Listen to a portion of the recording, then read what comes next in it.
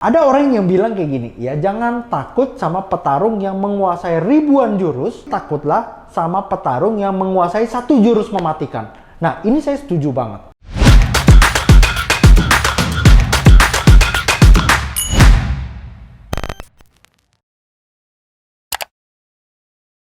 Gaji programmer di Indonesia katanya kecil. Mendingan kerja di luar. Nah, bener atau enggak sih sebenarnya? Nah, hari ini saya akan bahas tuntas mengenai stigma ini. Banyak dari Anda yang nggak paham begini. Gaji di Indonesia dengan gaji di luar itu pasti berbeda. Kenapa? Karena kursnya berbeda.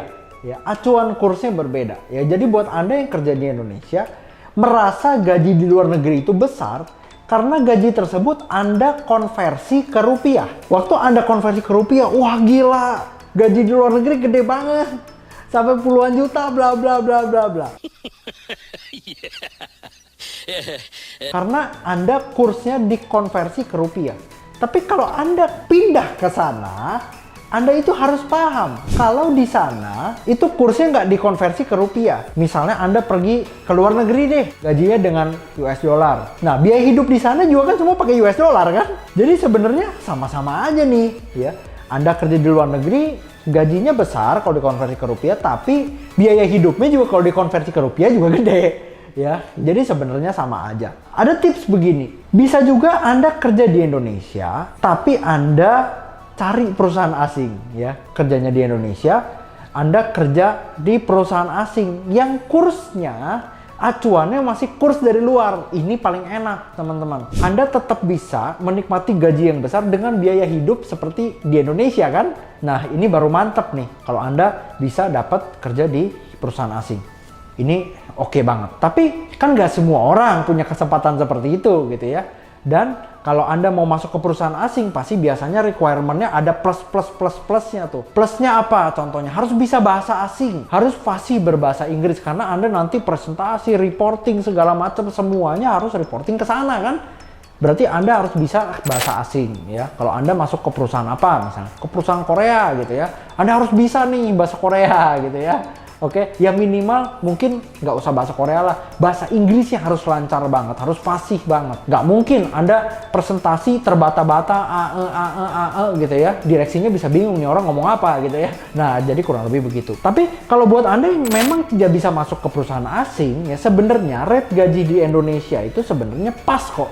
Ya, tergantung Anda bisa sesuaiin nggak gaya hidup Anda. Dan saya pengen kasih tips sebenarnya. Berapapun gaji Anda gitu ya, usahakanlah Anda bisa promosi. Anda bisa akselerasi karir Anda di perusahaan Indonesia sekalipun, ya, supaya apa? Rate gaji Anda bertambah dan karir Anda berkembang. Waktu Anda mau melakukan ini ada stigma-stigmanya lagi. Stigma-stigma yang sebenarnya kurang baik. Contoh misalnya, stigmanya apa? Banyak orang yang bilang gini, kalau Anda berkarir di IT itu harus kutu loncat. Katanya gitu, harus kutu loncat. Jadi harus pindah-pindah berulang-ulang kali. Makin Anda sering pindah, rate gajinya katanya semakin baik. Bahkan banyak orang yang melakukan kayak gini, ya, kerja di perusahaan A, pindah ke perusahaan B, perusahaan C, perusahaan D, ujung-ujungnya balik lagi ke A.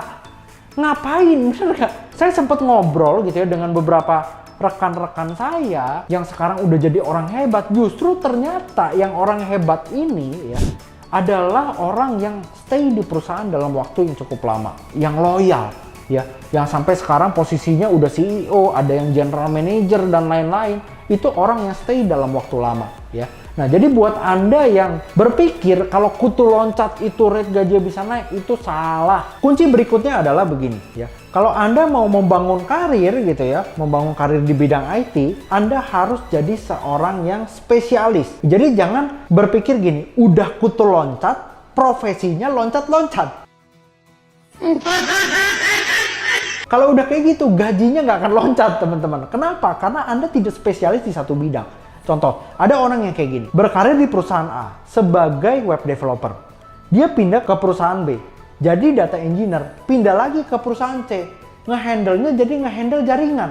Lah, ini jadi mau jadi apa? Ada orang yang bilang kayak gini, ya jangan takut sama petarung yang menguasai ribuan jurus, tapi takutlah sama petarung yang menguasai satu jurus mematikan. Nah, ini saya setuju banget. Jadi perusahaan akan lebih menghargai ketika Anda punya pengalaman gitu ya, di profesi yang kurang lebih itu-itu terus. Anda akan dianggap, wah ini match banget dengan yang perusahaan cari. Contoh deh ya, sebuah perusahaan, katakanlah perusahaan X, dia mau cari back-end developer yang levelnya tinggi. Dia berani bayar mahal. Ada 100 programmer yang ngelamar. Dia akan cari yang kayak apa? Pasti dia akan cari seorang back-end developer yang pengalamannya tinggi, kan bener nggak? Pengalamannya tinggi itu dinilai dari apa? Dinilai dari jam terbangnya dia mengerjakan profesi tersebut. Setuju ya? Jadi lebih baik gitu ya, kalau Anda mau bangun karir, Anda bangun karir di bidang yang spesifik. Yang itu lagi gitu ya. Jadi pengalaman Anda akan lebih baik gitu ya. Nah, hasilnya ketika Anda mau ngelamar di satu perusahaan dengan satu job role tertentu ya, apa yang sudah Anda pernah kerjakan di perusahaan-perusahaan sebelumnya itu sangat diperhitungkan. Anda harus kerja di job role yang spesifik gitu. Nah, terus apa lagi? Tips yang ketiga adalah Anda harus punya portofolio ya. Portofolio itu hubungannya apa? Hubungannya sama dokumentasi.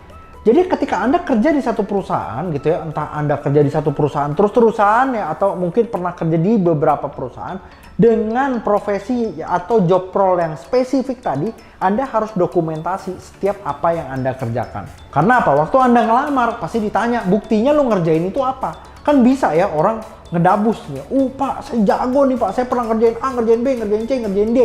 Buktinya mana gitu ya, begitu masuk ya, diterima nih ceritanya nih. Begitu masuk kok kerjanya begini gitu ya. Oke, nah kalau sampai terjadi seperti itu ya udah Anda pasti di-cut. Buat Anda yang mau masuk ke satu perusahaan gitu ya, dokumentasi ini semua pengalaman Anda gitu. Jadi begitu Anda ngelamar, apa yang kamu sudah kerjakan nih Pak, yang udah saya kerjain, ini dokumentasinya, ini buktinya. Dan harus memang Anda benar-benar ngerjain gitu ya. Jangan punya teman Anda comot gitu ya, taruh gitu ya.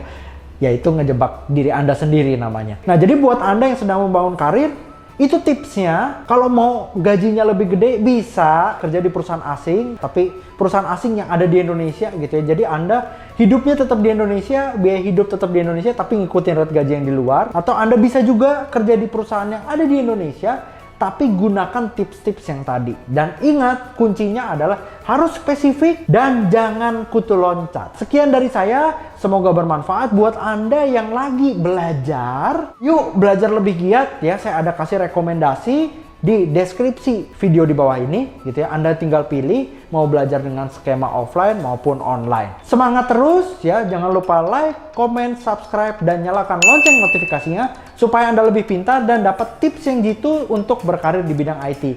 Sekian dari saya dan see you on the next video. Bye!